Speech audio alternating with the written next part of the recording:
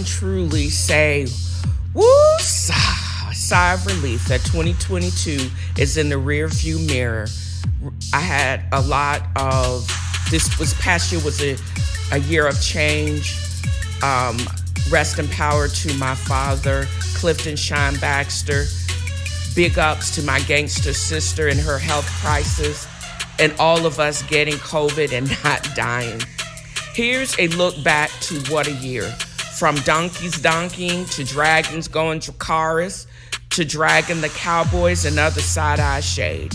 Here's to the best of 2022 on TNFro Is Reading, and here's to those most listened to segments.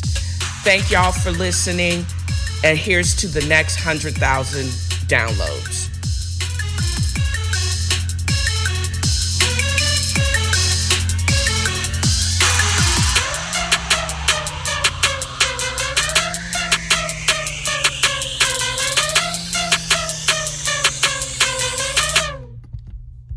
What it do? I'm going live today on TNFro Has Her Daddy's Records, and I'm your host. This is TNFro, y'all. I'm sitting, it's a really nice, cool fall day here in Tennessee. I get to just be. I am excited about the opportunity to share my father's records with as many people as possible. I just basically got the majority of his records are with me now in Tennessee. And today's mix is essentially a hodgepodge of some of the greatest hits from the early 80s and 90s and even 2000s snuck in, and who basically sang it better.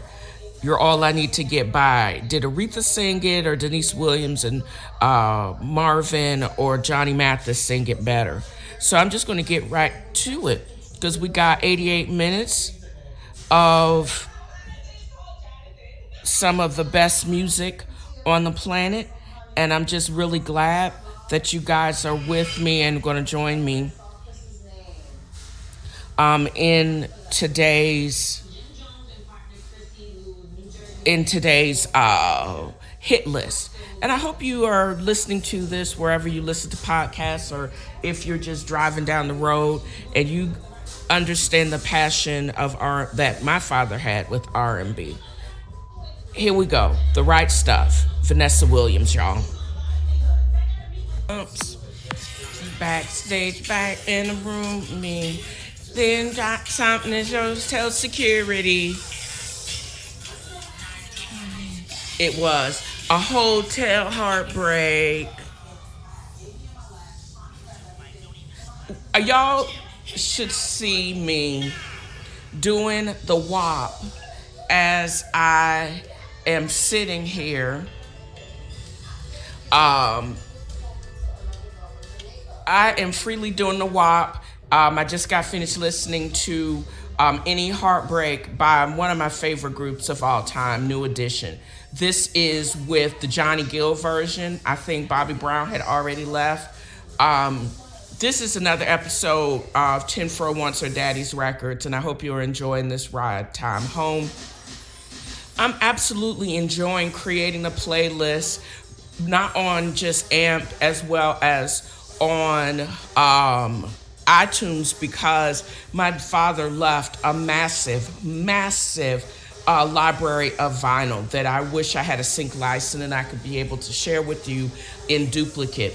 But the songs that I'm actually just got finished singing or just listening to maybe want to do the Running Man, well, more like Chair Bob and Cabbage Patch in my seat because I got a bad knee.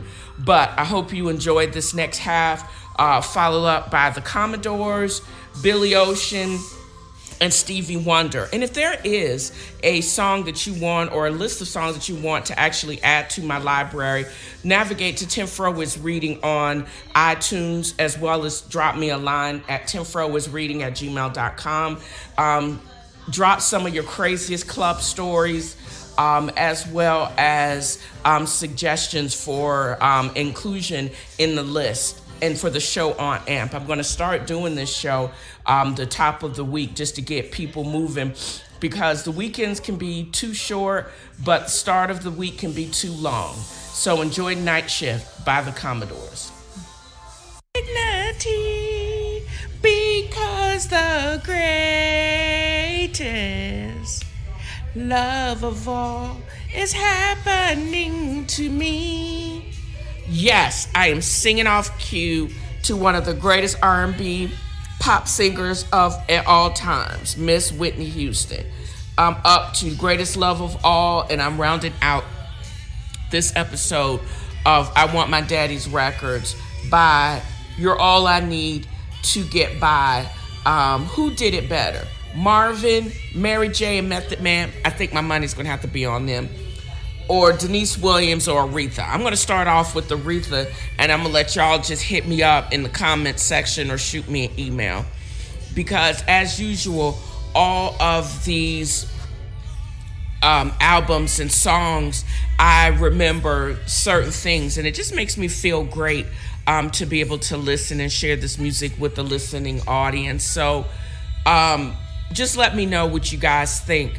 If you were not able to tune into the show, there is no auto-save and playback component to AMP, but you can go to my iTunes playlist and listen to the songs, download and stream at will. And it's what a great way to, spend your time listening to music in your car, on your porch, wherever you listen to music. So I'm spending a late breakfast, early lunch period eating my gyros and watching Love and Hip Hop Miami, and also fighting my dog over this said gyro, because Ethel is acting like a greedy little dog that she is. But she cute though, with her ears up and her eyes being hydrated, standing on the back of my couch barking at me for my food. But I wanted to end this episode, or part of the episode, with what do Johnny Mathis, Denise Williams, Patty Austin, James Ingram, maybe not, wait a minute, I got all off, y'all. Mary J. Blige, Method Man, Aretha Franklin, Marvin Gaye, Tammy Terrell, all have in common. They all did a rendition of You're All I Need to Get By. And I think, I want to say, I love them all, but I think I really can groove to the most Meth and Mary J's rendition. More updated, has a more driving beat. The remix is like the remix of the remix of the remix. So I dig it. I hope that you will navigate to my TNFro I Want My Daddy's Records playlist on iTunes for those songs, as well as many, many more, if you miss my AMP live show that from Monday.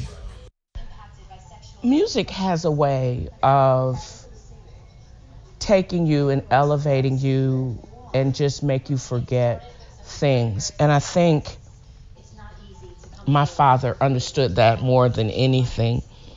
As I'm dealing with his death in my own way, I feel that I have this connection with him basically through the music, and he left behind so much music. I sat in that garage with a fan blowing dust around and feeling that he had a very eclectic taste in music. A lot of the artists I did not recognize. However, I feel that it would be a disservice to him, because I'm looking at hundreds of thousands, like thousands of, maybe $1,000 or so worth of records just by number. If I sold each one of them for $1, I would have $1,000. It would be a disservice to him to just get rid of his records, So for all of the records that we don't, for whatever reason, my half brother doesn't take, I'm going to have to do the honor, and I'll keep them. I'll store them. I mean, they meant something to him, and I think by me reintroducing them to the world will be able to enjoy the music just like I do. And I think that's why, even though all of the members of this next group that I'm going to talk about were not brothers, the Levert, which is another R&B group, the two of Eddie Levert and Gerald Levert were brothers. But it was obvious that my dad loved music. I mean, the DJ equipment, he kept it till everything basically got ate up by bugs or whatever. But I wish we could have had or been friends enough, or I could have trusted him enough to basically share my own love of music. Might be doing the research for groups like this.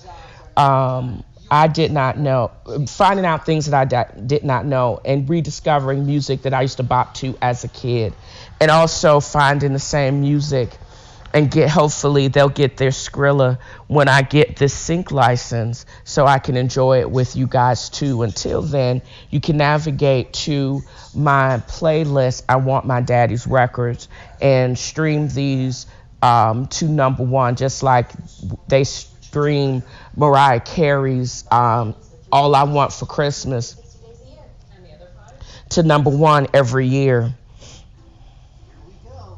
But Levert basically started back in 58. They were known as the Mascots and the Triumphs. Then they started and then the Miracles, not of the Smokey Robinson fame. Their debut album, Coming Through, was released and got hit the first on the Billboard Hot 100. Frankie Little joined the group in the 60s. He worked as a songwriter and a guitarist, and I found out his remains, he disappeared in 1982. And they didn't discover, it took a forensic anthropologist to figure out who he was, probably by also DNA. Oh, this was recent, this was last year in 2021. Blunt force trauma, stab wounds, and his murder is still open. I love this group because there's certain songs that I'd forgotten that they were basically this group's claim to fame and beyond. They actually are still touring. They're playing tonight at the Orpheus in Memphis. This is one time that I wish I did live in Memphis, because I think I'm missing so much great music, and the Made in Memphis Studios is there. I've been bopping to Love Train. People around the world, join hands and start Love Train. And then Backstabbers. And then For the Love of Money. They would go on and top the charts back even as soon as 2004. They get inducted into the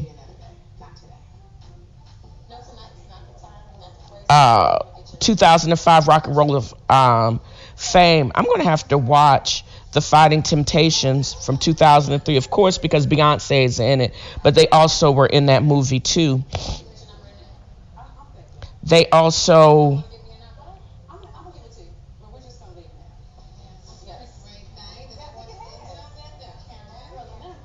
there was a copyright violation when the Canadian industry minister Jim Prentice used the song without the group's permission, so he had to come up off the cash 2009, they got a Lifetime Achievement Award. Oh, that I'm gonna have to find that. I'll probably, if I'm gonna actually look up that performance from 2009 when Tevin Campbell, Trey Songz, Tyrese, and Johnny Gill perform a medley of their songs. I bet that was amazing. There was a 2008 fire where a lot of their masters were destroyed.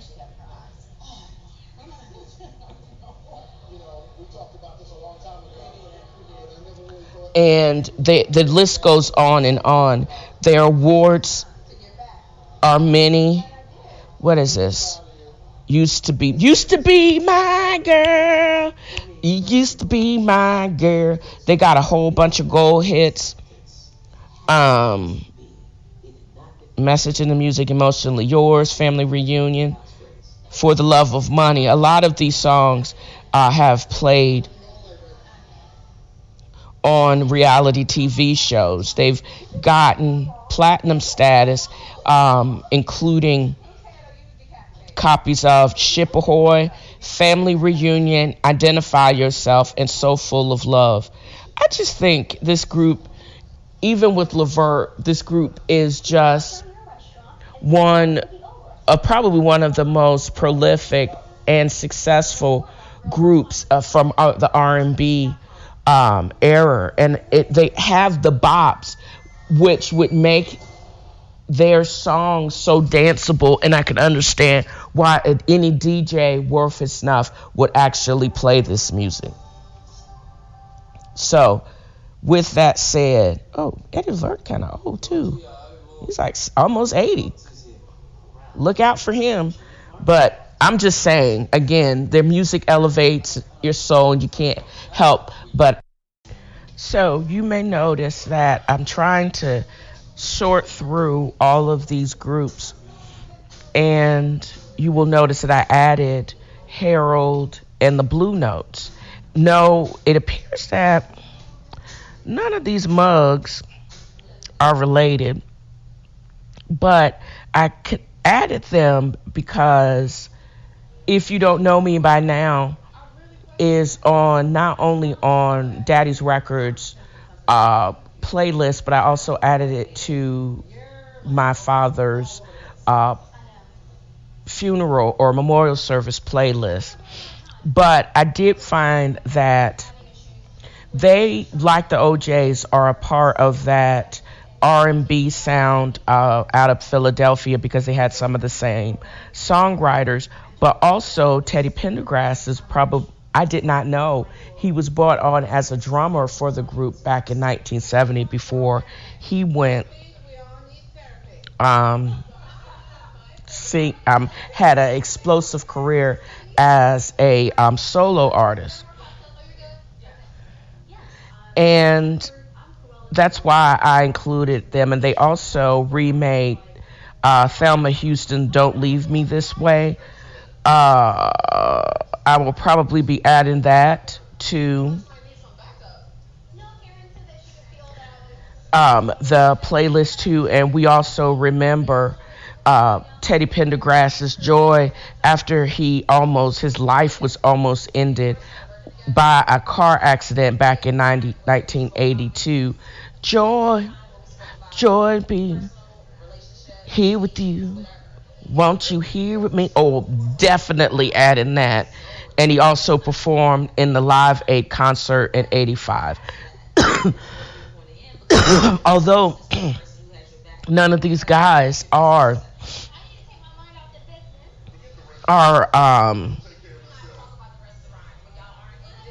they don't perform together anymore. The group, as well as Teddy Pendergrass, are a chosen family, and they made it to the list because it is obvious that my father also admired them. So let me go ahead and add that right quick. Joy, joy, do, won't you hear with me? Teddy Pendergrass. Oops, there you go. There we go. Add to playlist. I want my daddy's records. I already got Harold and the Blue Notes on that, as well as, let's see.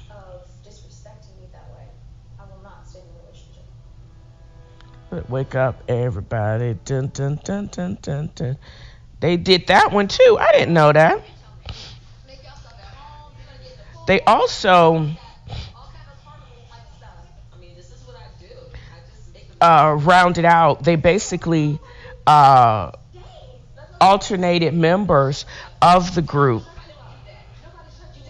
Oh, and Pendergrass actually died.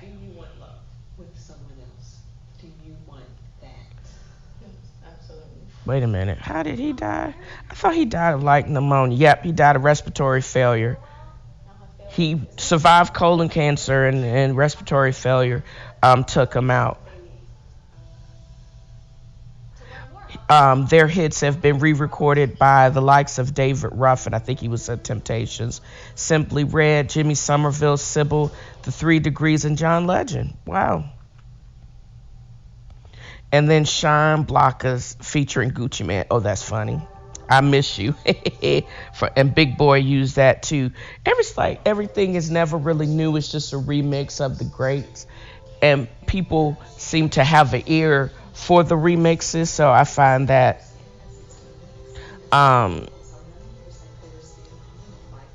rich. You know what I mean? So what song was I looking up, y'all? I was actually looking up the remix for Thelma Houston, Don't Leave Me This Way. Let me see which one they have.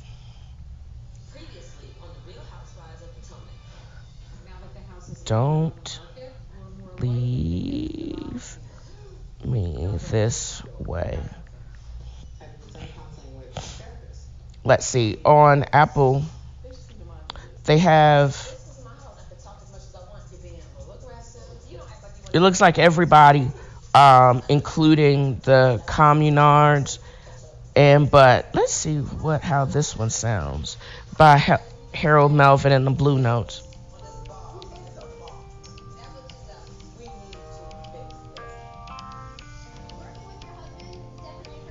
Let's see who I like better.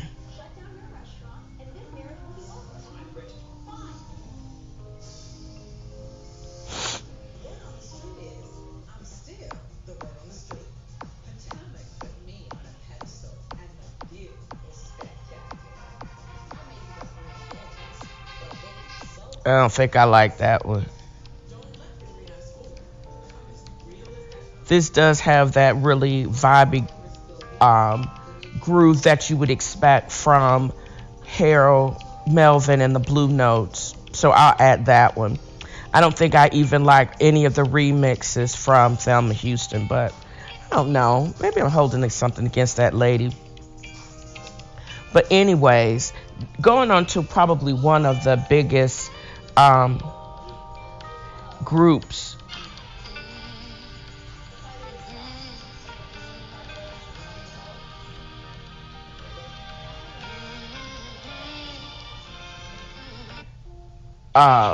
ever, the Jacksons.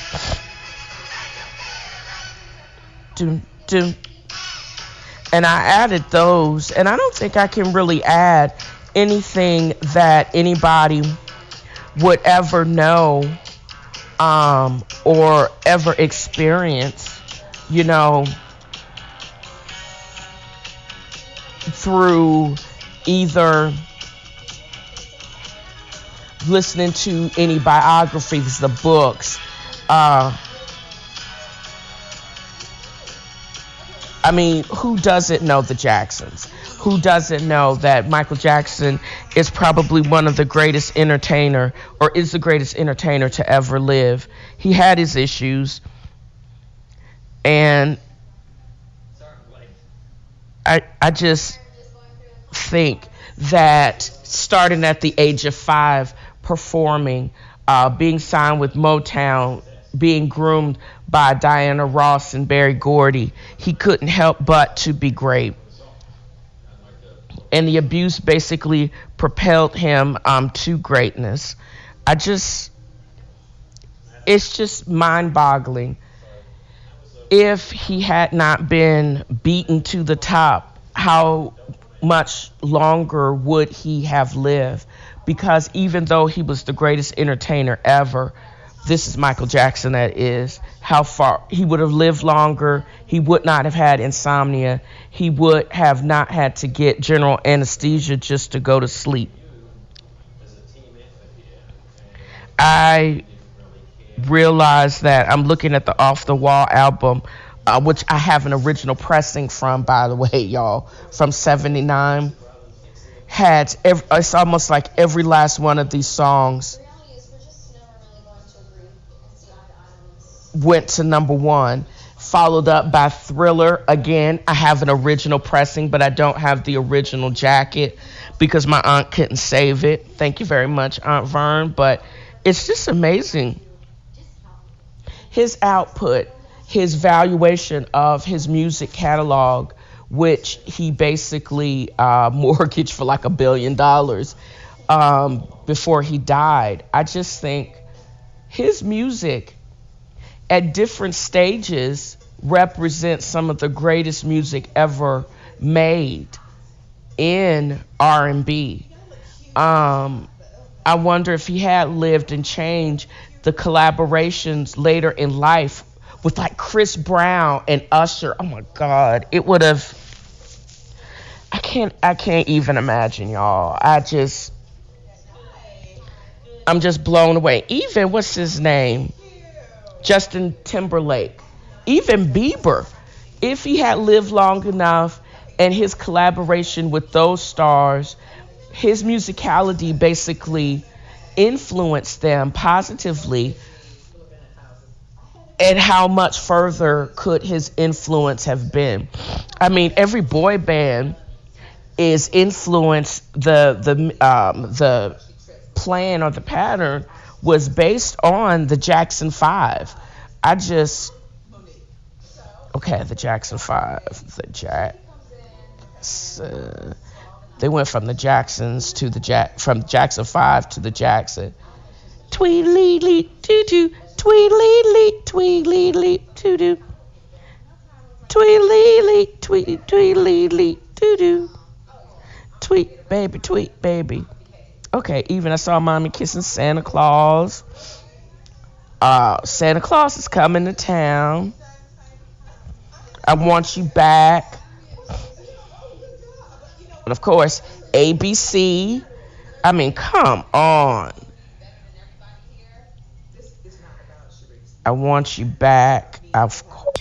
So I have had the pleasure of sitting most of this wonderful Monday recording my podcast just in time. I hope I'm going to get it in time to publish tomorrow, but I came up with the outline for publishing it because I refused to watch the news today. It was just so all depressing.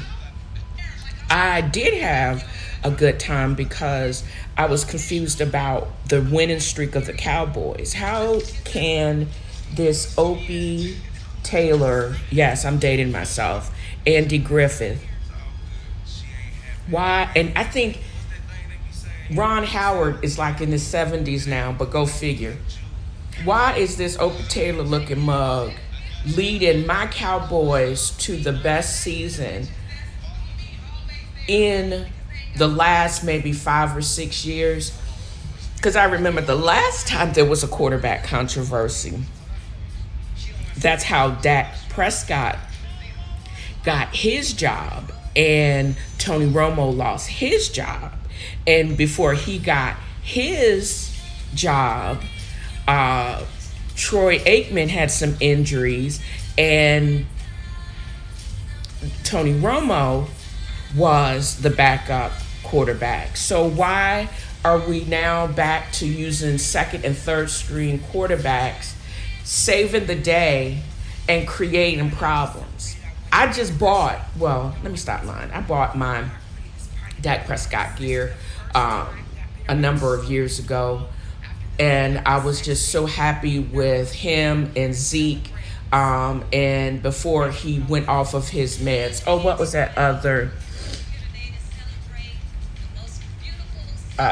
one, his name actually escapes me, because as soon as he left the Cowboys, I hung up the jersey, and he basically went down into Instagram history for saying dumb shit on Instagram. So I don't think I'm going to be buying any gear from this dude, just because I am a Dak Prescott fan.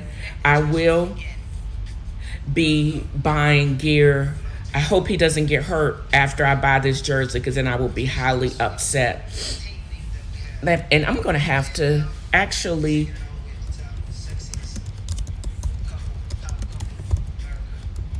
look up this dude. I need to get me some DeMarcus Lawrence on. Leighton Vander Esch has been up there for a minute. Michael Parsons. I'm just so happy and just so proud of the defense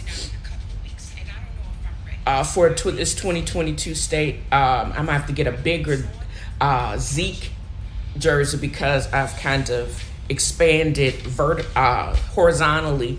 But the season itself is exciting. I don't foresee myself flying back to Dallas, or even to go up to FedEx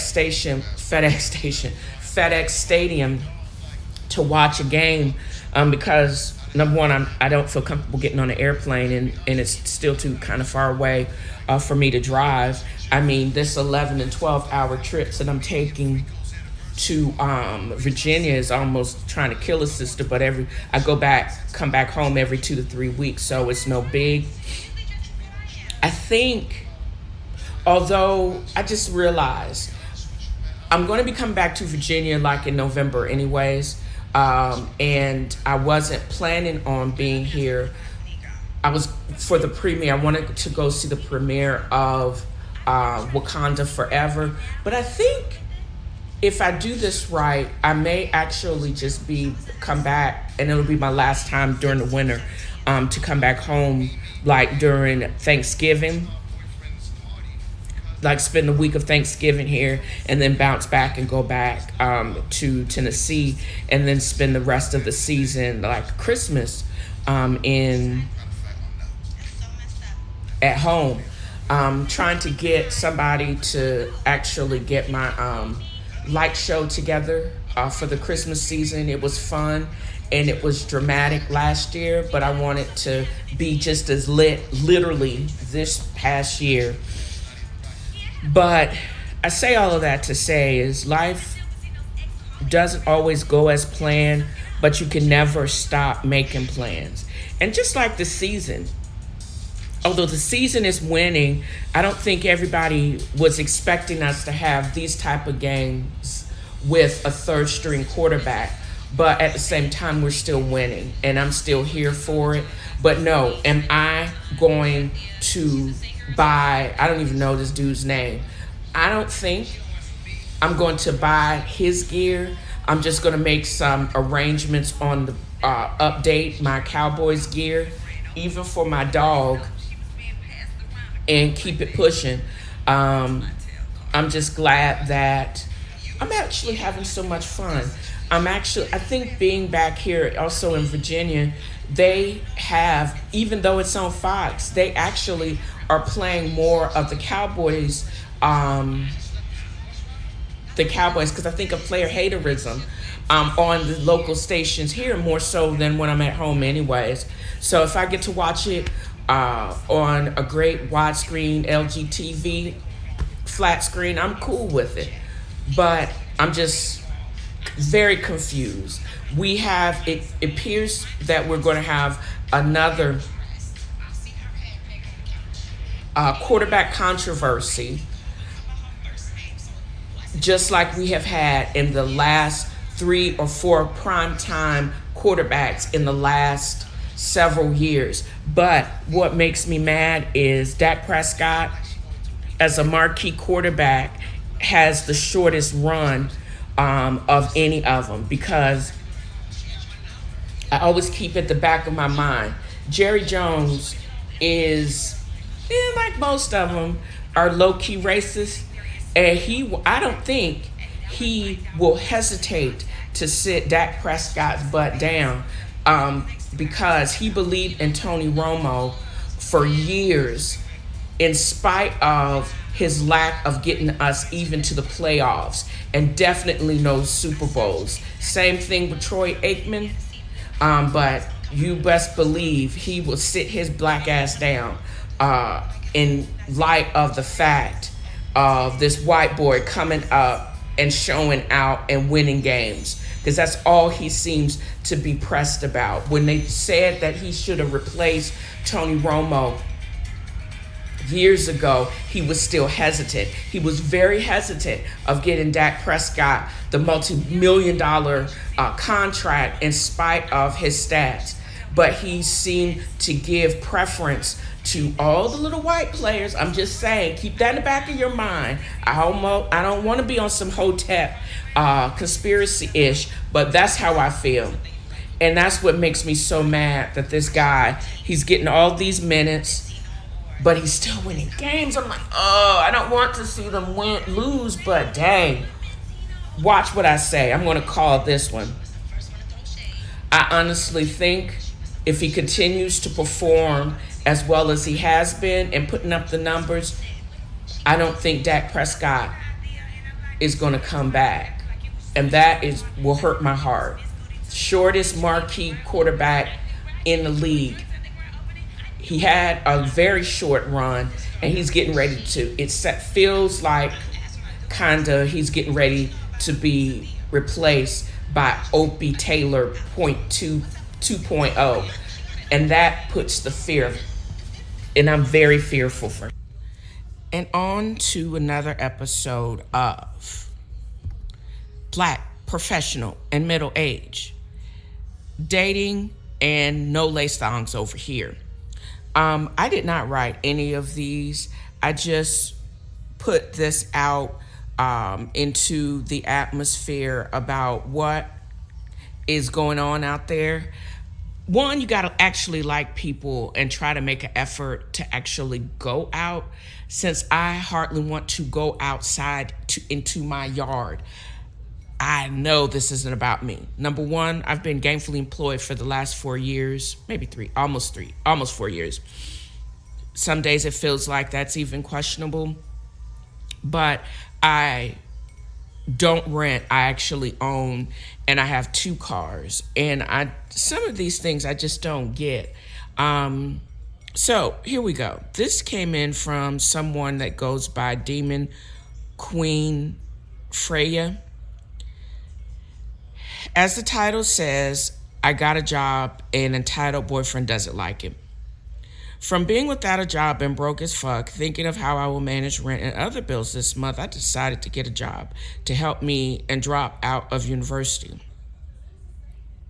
I don't like my subject anymore. I hate it now. I got a job in retail. The manager was nice to me and liked that I wasn't a middle-aged woman, but instead a 21-year-old girl with past work experience once I got the job. Oh, that's just such ageism. We actually are really hard workers, but we also are very stuck in our ways. But that's just me editorializing. Once I got the job, I texted my boyfriend and he didn't reply. I thought that he was maybe sleeping at the moment, so I didn't bother him anymore. I called my mom to tell her. First job I got myself without anyone's help. She was happy. Everyone was happy. Now I realize how young this sounds. Okay. Everyone was happy besides my boyfriend. Once I got back to our place, I saw him in bed playing games on his laptop, of course. I got the job. Boyfriend shows me to fuck off with hands. Me, okay. I crawled next to him in bed to look what he's playing and tried to talk to him. I get ignored. I started crying because he knew that I needed a job and even wished good luck when I left to go to the interview. I was literally crying right next to him. I don't understand why you're living with this girl, but you're 21, so you wouldn't know. But he gets ignored again. Later, he calmed down, and then to his mind only got the fact that I was working full-time, not part-time. We've been talking about it for 4 months straight. He got pissed off, calmed down. Around 20 minutes later, then he asked the work times. I told him from 10 to 7:30 p. He got mad again, this time even more, started saying, how could you do this, and etc. And in the end, he was saying, I will be toxic to you for the next week and maybe even break up with you.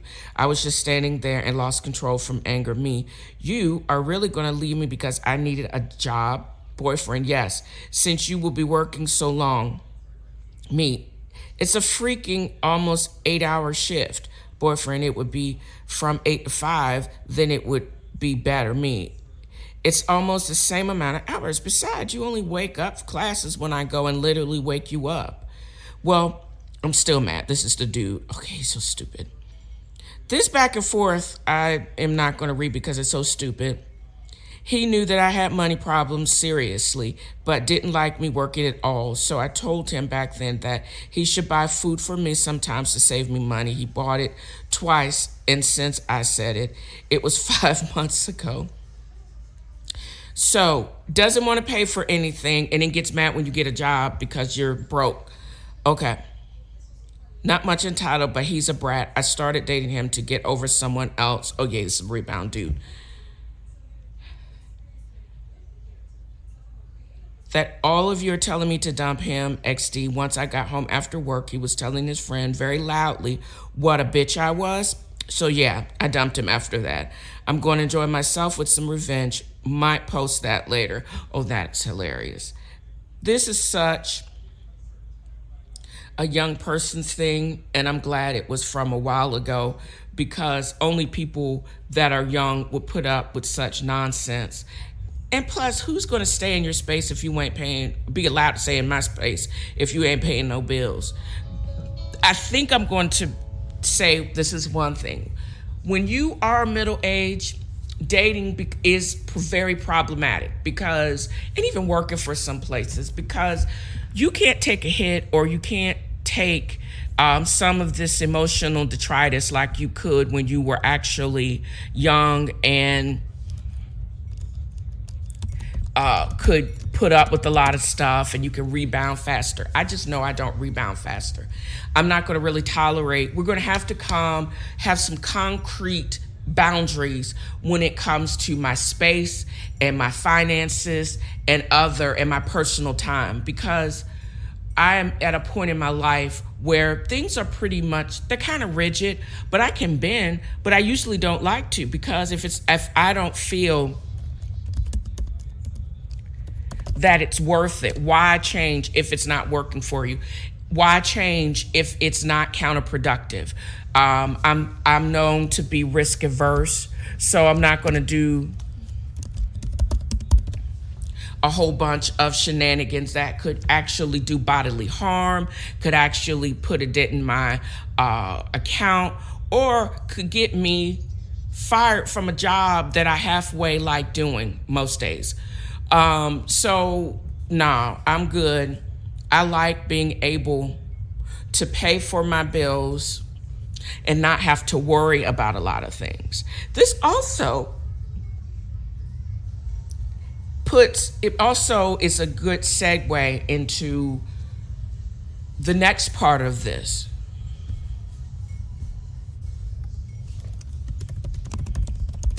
So this next part is me just reminiscing about, this is also from someone else, because I said I hardly go outside, so I'm not dating. But this is confessions of middle-aged dating. Relaxed about romance. I think I got a kick out of this. Some of the comments are also hilarious. I'm posting here because I had an epiphany about dating at my age, 47. I've been seeing someone new and we're going away this weekend for the first time. We haven't been intimate yet and are still getting to know each other. I should be totally freaked out. This is by Dating Over 40. I'm gonna have to join this group just to follow her. Join.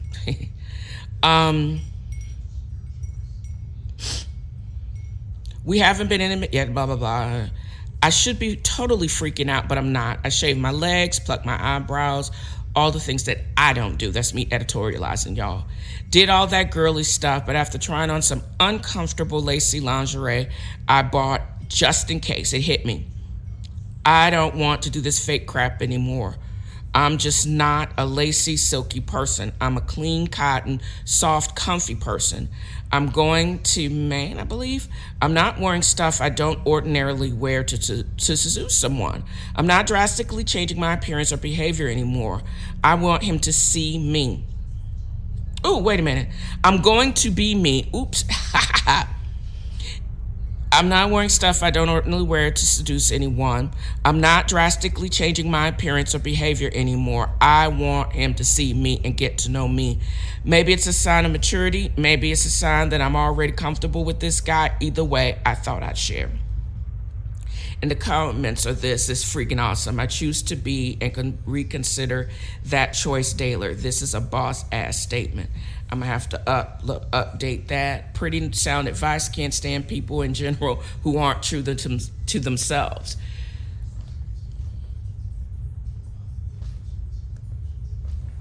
So that's all I got to say about that. She said it all. I have a feeling that this is a female, and this is someone that is boss and is true to themselves. I mean, isn't it all about, I'm doing that in therapy now, where I'm exploring why I think and decide things and respond the way that I do. Some of it is past experiences, past traumas make you decide who you are and what you can actually tolerate now. I am really in tune to that, and I'm always exploring other ways to expand who I am and who I am becoming, because even though I'm pretty set in my ways, I know I'm working daily to become a better iteration of myself. And if I were to date, I hope that I would actually feel confident enough to be me without having to do a whole bunch of body modifications and facial modifications. It's even so much more how, even if I were have to interview, how I would need to present myself on Zoom. I would have to practice putting on makeup, but why? Because I don't wear makeup on a daily basis. I only wear makeup on a yearly basis, so there. But this is someone that not only are they planning to be intimate with someone, they also know that they're just going to bring clean, comfy, probably partially new cotton wear, and they can get with it or go beyond it. If you expected someone to be able to wear that crap back in the day, then you should have met me back in the day. I may have worn it. And now that I can't afford it, it doesn't fit well and it's not comfortable. And I know this because I have my own experience. That whole read was actually really good. And it is one of those things that people, that if you're dating at this age, or you're working at this age, or you're in trying to have a relationship, you have to know what the boundaries are, and being able to say no, kick rocks, or I'm wearing my comfortable flannel pajama bottoms and don't give a F t-shirt. That's the way how I roll. What about you? What do you guys think? Most of the men I met weren't expecting much beyond an empathy machine. One lone single guy opened our date with, I realized I was so excited to meet you because you haven't been divorced, so you're not broken like the rest of us. No, I was widowed and in my own kind of fresh hell, but I wasn't yet disillusioned. I had a long marriage to a good man to whom I'd still be married if he hadn't died. I assumed the men I met were like me, perhaps sad and lonely, looking for love, hopeful they would find a good woman, but they weren't. They acted as they already knew nothing was going to work out. They were entrenched in their past and had little to offer except weariness. Most implied I was going to have to change to suit them. No making extra effort to come to my suburban town. They didn't even seem to want sex so much as they demanded I listen to their woes. Why the undercurrent of hostility? I hadn't even had a chance to mess up yet. Then I finally realized these guys were living in the past, stewing in their prior partner's alleged faults, which often looked a lot like exacting revenge. I'm going to skip down. The word I kept hearing was pay. They kept saying no one paid enough, which I took to mean emotionally, but my dates described financially, because men are generally more comfortable discussing monetary rather than emotional costs. I finally realized they didn't care who I was because they never saw me. They saw only the past women who disappointed them, and they weren't about to let that happen again. Not the ex-wife who got the house and the dog, nor the hottie who got him to pay for everything, nor the mature woman who didn't do enough for them. I hear these men's stories and I wonder, what's the woman's side? I guess the guy vilifying his ex-wife for being demanding during their marriage wasn't emotionally present for her. Or I imagine that the much younger woman he was complaining about finally started to make reasonable demands of her own. Or the last woman who dumped him got tired of his coming over and bringing nothing, not love or a shred of empathy or even a dessert. Dating felt like an exercise in revenge. Whatever happened and had in the past, these guys weren't going to let it happen again, and I better damn well know it. So they were super busy, and I better be available on command. They offered coming to their house that night and hanging out watching movies as a second date. They picked expensive restaurants and ordered high-end wines without checking with me, mansplain over dinner, then sit afterwards, oh yeah, we're splitting this. It all felt like a power struggle. But I was so polite back then. I'd be pleasant, proffer my credit card when asked, and never see them again. They'd be surprised, but then they never knew me. I too became disillusioned. I started putting men in categories soon after meeting them. This guy's one of those I've been fucked over by women types. This man is one of the dog trainer who wants someone to jump when he calls. This cowboy boot wearer is one of the aging Lotharios who wants easy sex but tries to make it sound like an exercise in personal growth. One of the reasons I fell in love with my current partner is because he had a sense of wonder. He asked me lots of questions about myself.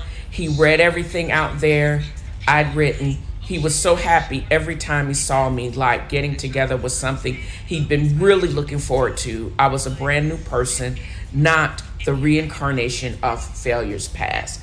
I mean, that one sentence basically says it all. It's as if she basically verbalized what I've been too scared to admit to myself.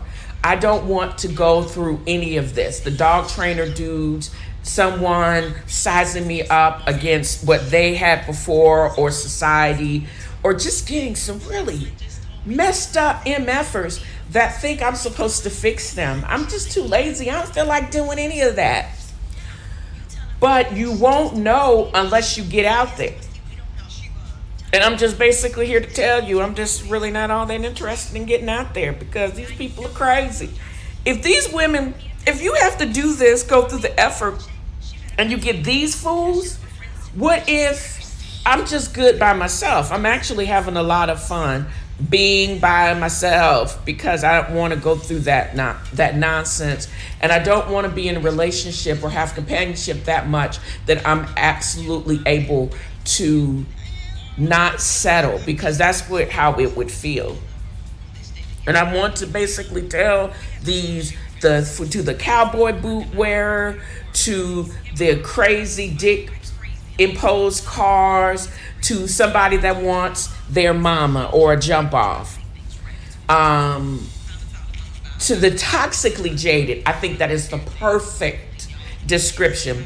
This is her answers, because she said it well, thanks, I'm leaving now. No, I don't want to hear about the fifth woman who trashed your faith and love. Okay, gotta go. It's been over an hour, and I know all about your ex-wife's spending habits, but you haven't asked me one question about myself. And besides, bruh, I got my own bank account, and I got the spending in check. My credit is over 700. I ain't got time for that bullshit.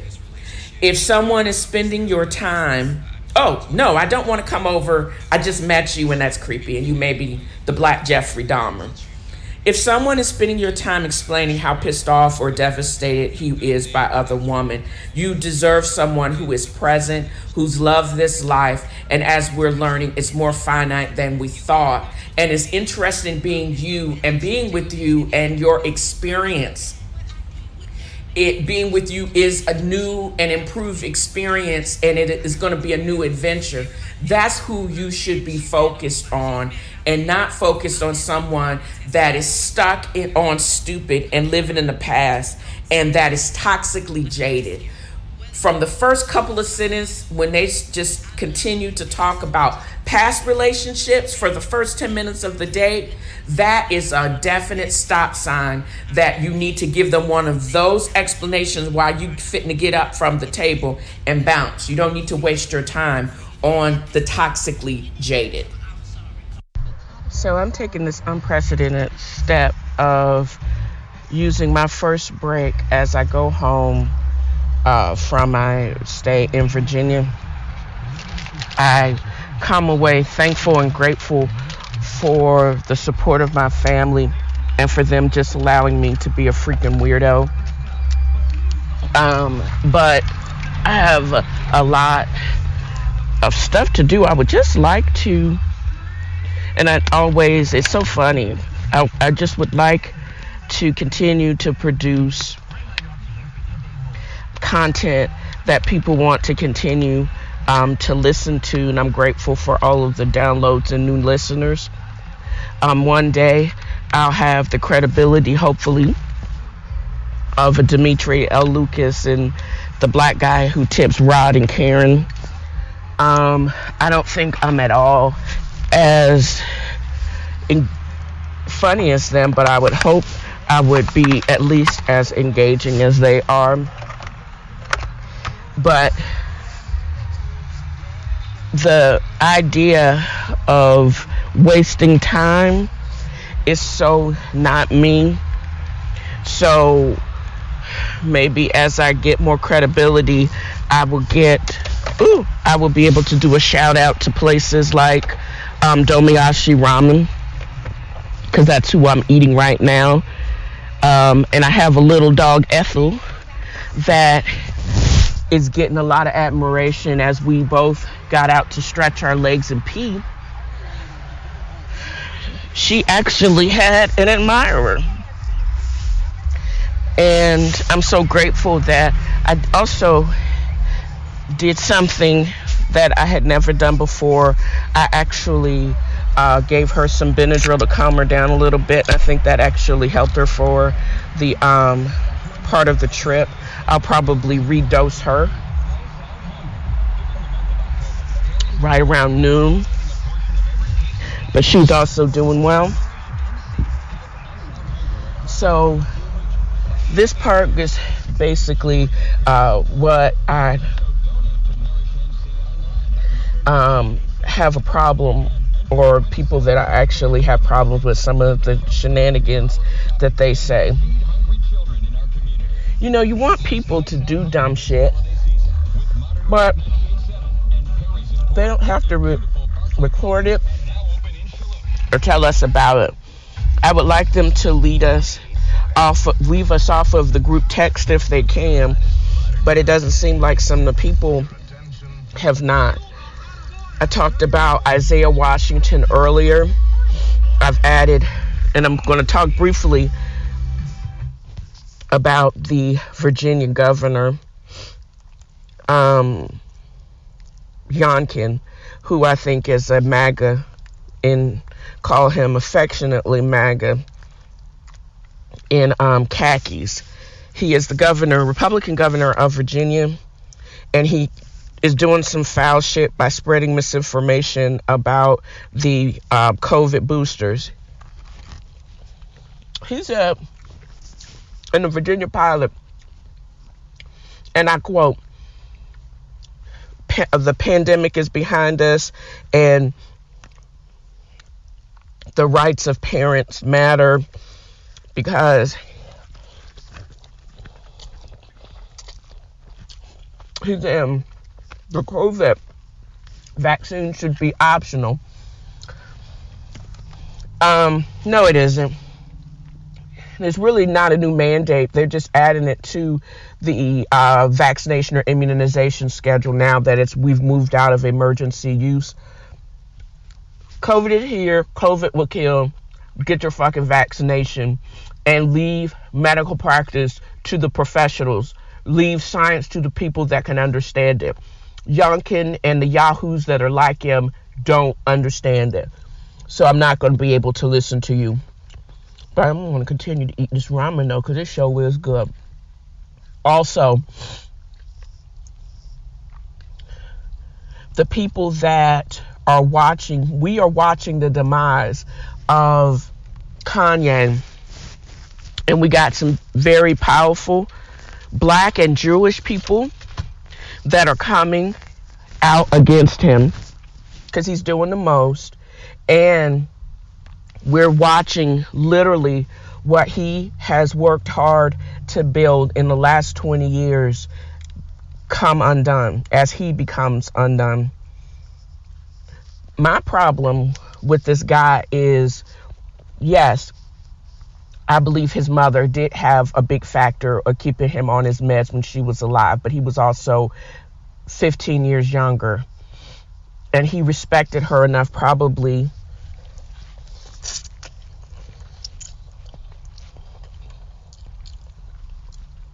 to stay stable. He is in a definite mental health crisis, but it doesn't excuse his anti-Semitism, his anti-Black rants. I hope the Floyd estate gets all of the coins because he's speaking recklessly about the death of that young man. He needs to get all 250 million, and they need to get all 250 million and more. Also, anyone that is just getting him on your show for clicks and everything, you need to be ashamed of yourself. Drink Champs, you've been doing so well, but I don't think you want to be sued or named. I don't think in a lawsuit that is surely coming, and I don't think you want to be canceled. As Ari Emanuel from the Endeavor Talent Agency and Management has called him out for his food, has requested that other big name companies call his ass out. He is far gone. He's having some issues.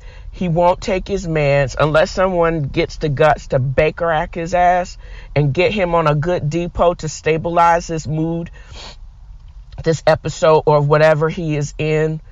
But everybody just wants to profit. But it's more than profit. This is more about just going buck wild. And we've known this. He's been wilding for a number of years. But it isn't until recently that y'all are basically telling, now y'all are getting ready to hit him in his pockets. He fought to be on, this is Kanye, fought to be on the Forbes list of wealthiest. And he's getting ready to see how fast, that was just a couple of years ago, so stupid. Now we're going to see how fast he's going to fall from that to Skid Row. I think it's going to be very entertaining.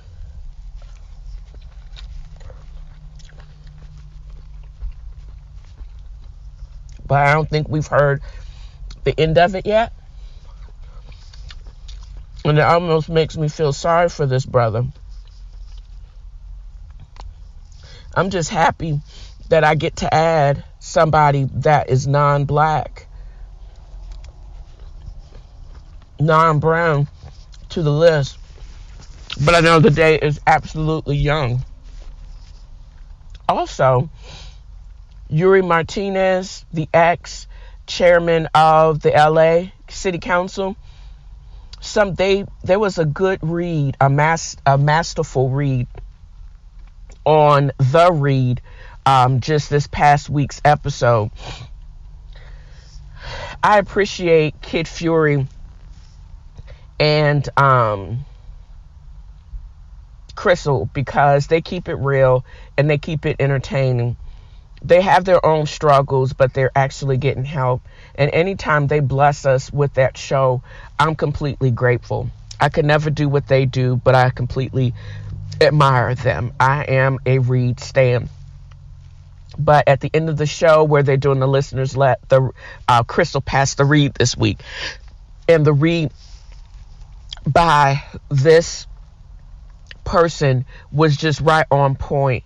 How, and I don't know if, because I don't really watch the news like that, there's other things that I absolutely keep in the forefront, or I've been concentrating on. But it appears that they had a public comment where they marched, a bunch of people marched down, only black and brown people marched down to the LA Council, and then they stopped letting people in, and then the other people that were in the room, like during the taping, as Yuri was on her racist shit,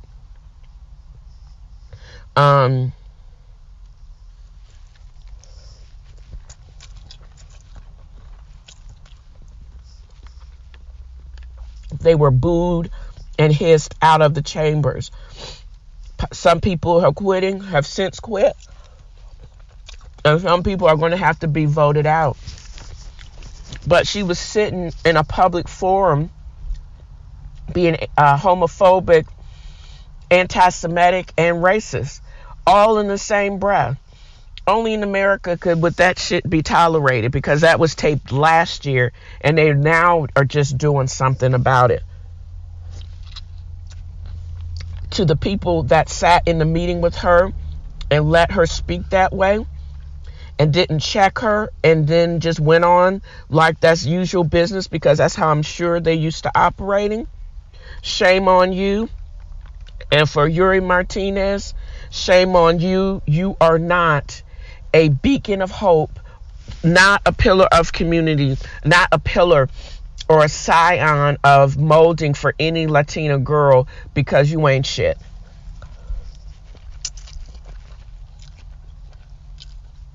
That's basically the gist of the read. But the author of that listener's letter from that Crystal read, with her inflections, you got to listen to it, and I'll actually have that clip within my podcast notes for you can listen to it of your entirety. But you can listen to the read, the entire episode on Podbean or wherever you listen to your podcast.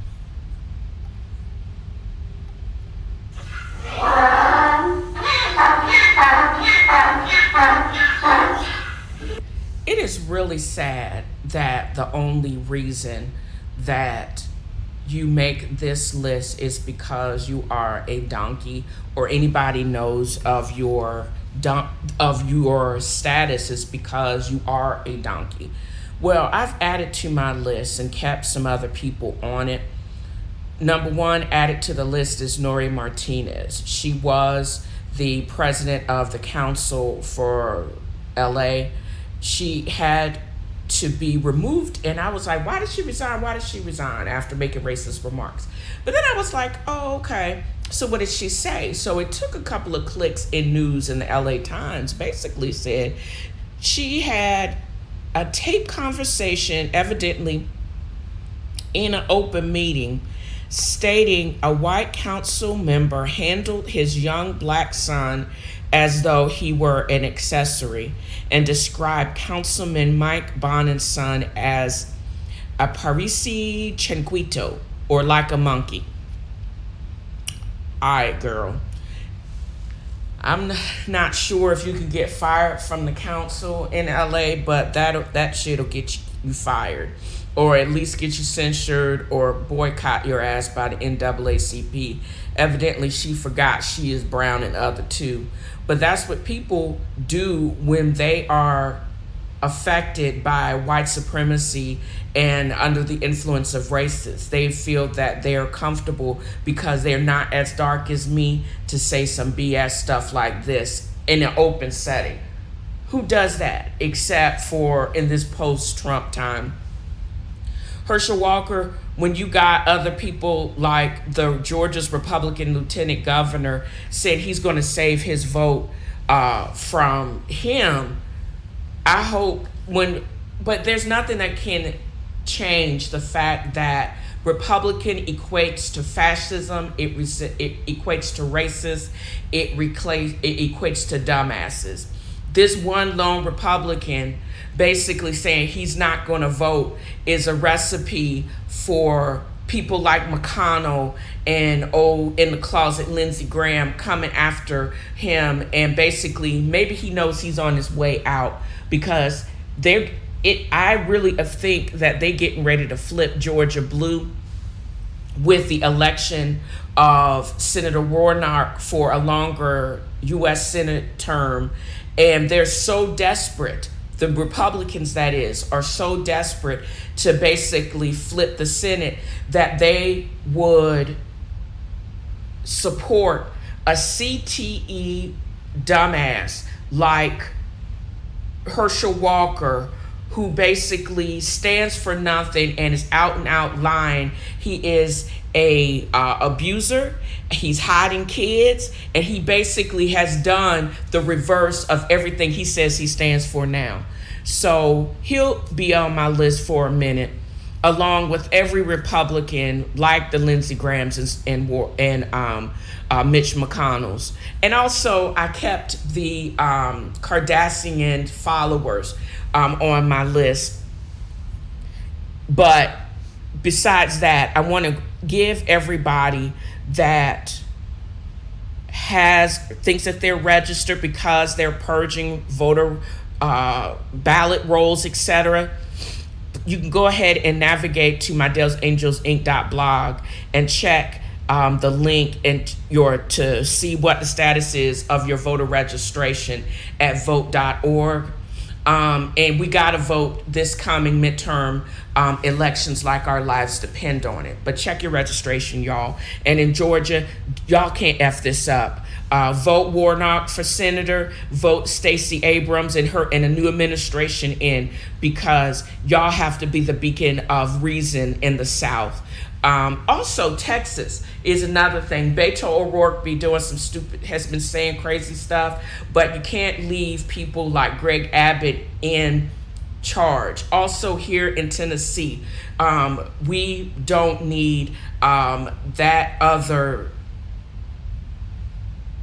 cape hood wearing governor of mine to also vote, to also be another 6 years of shenanigans. I'm just floored by the level of just depravity and fascism that's going on in my state. I've been shaking my head for a long time. They've actually stopped gender affirmation care at Vanderbilt, leaning into the pressure of a bunch of conservative and Republican senators. Y'all just making it too easy for me to get the hell up out of here.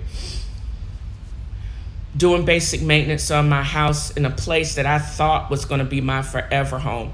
I'm looking at all y'all sideways because it's becoming more and more uncomfortable, and I'm having less and less reason besides no state income tax to stay in Tennessee. But y'all crazy.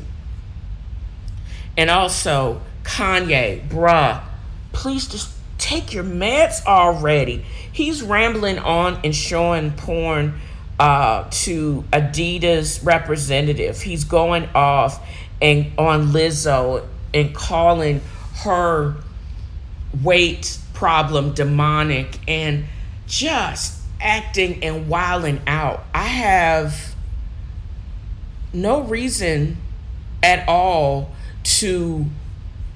less reason to look at the news, but y'all just making it way too easy for me to keep adding y'all and doing follow-ups on things, because it is obvious. I'm glad they banned him from Instagram and Twitter, and I'm sure with this last rant on YouTube, he has to be breaking some rules on YouTube. They banned him from Instagram and Twitter because he made some anti-Semitic remarks about Puff Daddy of all people, who I think reached out to him in his last break. And as his brother and only as another guy can. But saying he's being ruled by the Jewish people, he is just so on one. I think he's a donkey, but I do not think he's in his right mind. Can somebody, they need to go see about him and consider a 72-hour hold somewhere and just evaluate him and see if they can talk this mug into being,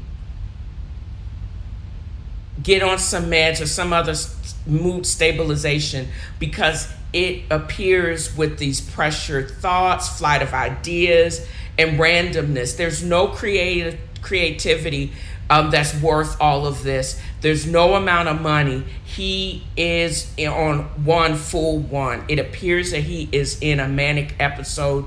Somebody needs to get him. And I don't know who that is, but somebody needs to get him. I would be concerned about him if I don't think that he's just on one and he's refusing care, but it is obvious that he is not capable of making an informed decision at this time. I just wish he would take his meds and get off of social media until he gets straight. I just wish that for him.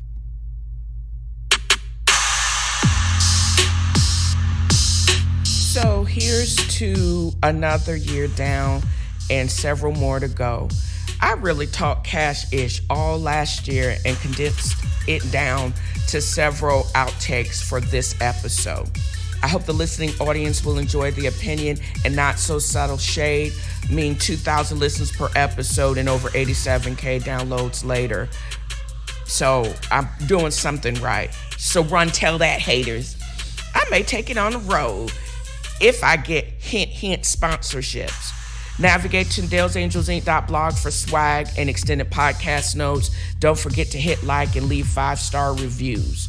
It gets me to the top of the algorithms, and if it's not too trolly, I'll read it on the show. And continue to tell your friend, and thank you all for listening. And cheers to 2023.